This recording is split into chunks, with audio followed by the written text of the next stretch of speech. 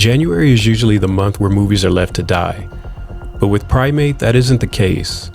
Going into this movie, my expectations weren't high at all, and that's not necessarily a bad thing. When you hear about a movie centered around a monkey killing teens, that's what you expect, and in this case, that's exactly what you get. Without giving away any spoilers, the movie follows Ben, a trained chimpanzee who becomes infected with the rabies virus, causing him to turn on the people around him.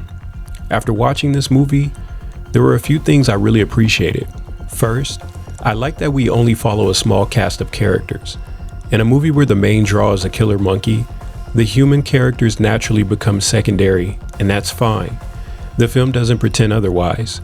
I also appreciated that this movie went for an R rating instead of playing it safe with PG-13. Too many times we've seen horror movies pull their punches in an attempt to reach a wider audience, and in doing so, they lose what would have made certain scenes truly memorable. But here, that's not a problem. There were some pretty gruesome kills that had me actually squinting in my seat. I also like that the movie doesn't take long to get to the action. With such a straightforward premise, it was smart not to waste too much time on heavy exposition. One thing I really appreciated about Primate is that it knows exactly what kind of movie it is. This isn't trying to be elevated horror.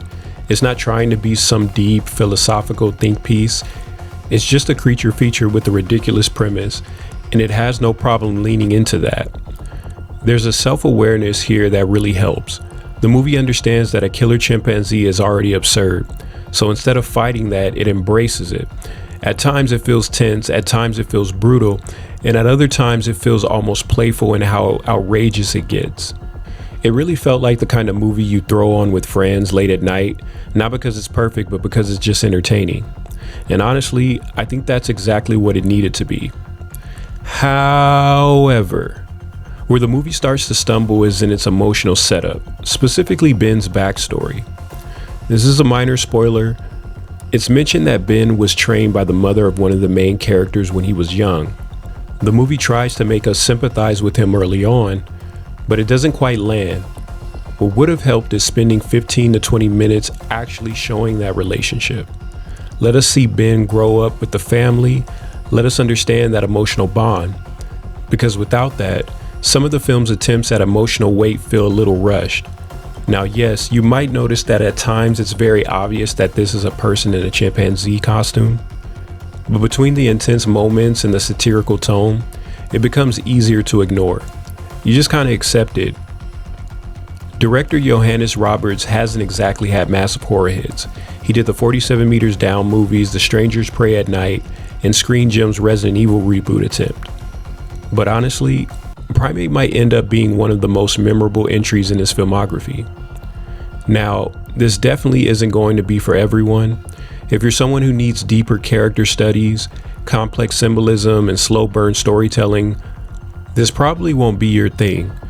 But if you like creature features, if you like chaotic horror, if you like movies that don't take themselves too seriously, this is absolutely for you. This feels like something that could quietly become a cult favorite. Not because it's flawless, but because it's memorable. And sometimes that's more important. And for that reason, I'm giving Primate a nice guy score of 7 out of 10. So if you've seen Primate, let me know what you thought in the comments below. And if you made it this far, comment your favorite ape or monkey related movie down below. Remember, keep believing, keep breathing, and as always, keep pushing peace. I'll catch you guys in the next one.